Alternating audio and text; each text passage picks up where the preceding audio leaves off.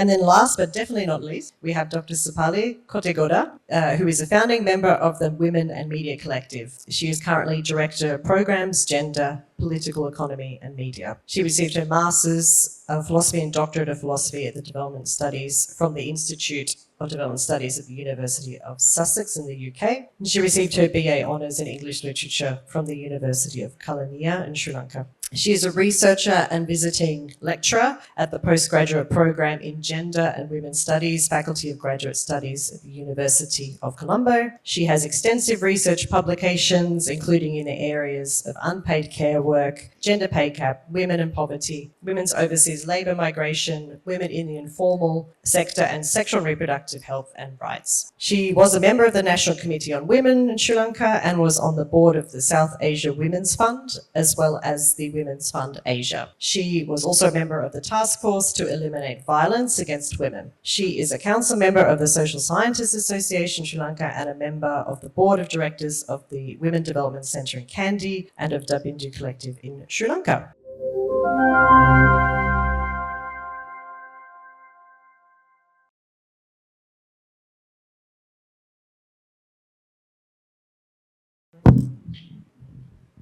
So I this title in my presentation because what we have been doing in Sri Lanka for several decades has been debating. So I think we need to now go the next step to deliver decriminalizing of abortion. Now I think all of us here know that the Sri Lankan health service has been probably one of the strongest aspects of the state. We have withstood the state healthcare service has withstood tsunamis, war, although certain areas during the war were maybe less ideally served than others. We went through COVID.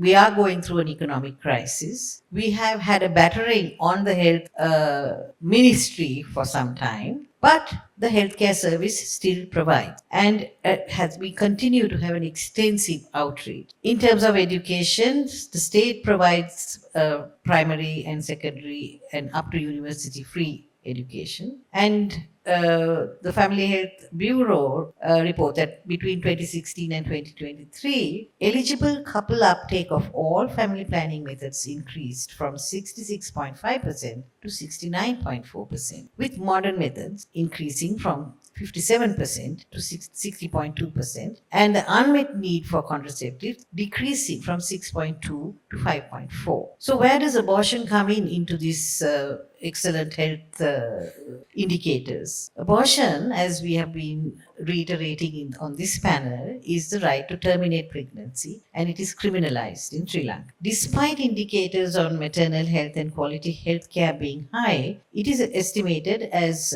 Melissa also pointed out, that approximately 10% of maternal deaths could be linked to unsafe abortions. Now, the primary factor is something we share definitely at this table in South Asia, is linked to the Penal Code of 1883, criminalizes abortion under sections 303 and 304. Under this law, the person who performs an abortion as well as the woman who undergoes it can be punished. Induced or medical abortions are permitted only if it's deemed that there is a danger to the health of the mother. So it's the same orchestrated note in South Asia in relation to where abortion is actually first permitted.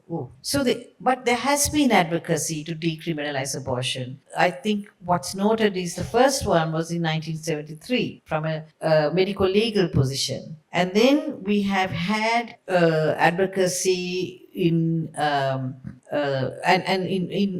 medical legal position in 2073 was relating to the impact of women's health and the application of the framework of women's rights and human rights over the years from 95, 2010, 2011, 2013, 2016, 2018. This advocacy brought in the framework of rights as well. But each one of the advocacy messaging has been to decriminalize in the cases of rape, incest, and congenital abnormalities. And the rights framework also brought in contraceptive failure. In fact, the rights framework would push the advocacy to say it is the right of any woman. But here we are constrained even in our advocacy to pick on areas which may be more convincing to some. Now, but not to all. Opposition from religious leaders is cited as the key obstacle. Along with this are notions that should decriminalizing be allowed, this would lead to increased promiscuity among women. It's every single time. I think even when we say, probably when we were introducing contraception, there might have been opposition because that might have led to promiscuity among women. Now, we cannot have abortion because we all know what happens when you decriminalize abortion. Women will be just going around getting pregnant. That's the kind of attitude, I think, that's really a major challenge and major obstacle to pushing for better health care and better living, well-being of women. So there are significant numbers of now this is the background in which we are talking about abortion. A significant number of married women or women in sexual relationships who seek abortion due to contraceptive failure. And it's been found that in Sri Lanka, among currently married women, knowledge of female sterilization is 96% and far exceeds methods of uptake. So this is evidence enough that while knowledge can be power, the use of that knowledge together with ability to access services are also key factors. If we are talking about, women can access sterilization and women apparently know about it, but they don't access the service. So there is a gap there that needs to be addressed as well. Reproductive health policy amendments have provided contraception services for sexually active unmarried girls and women. This would include women in all their diversities,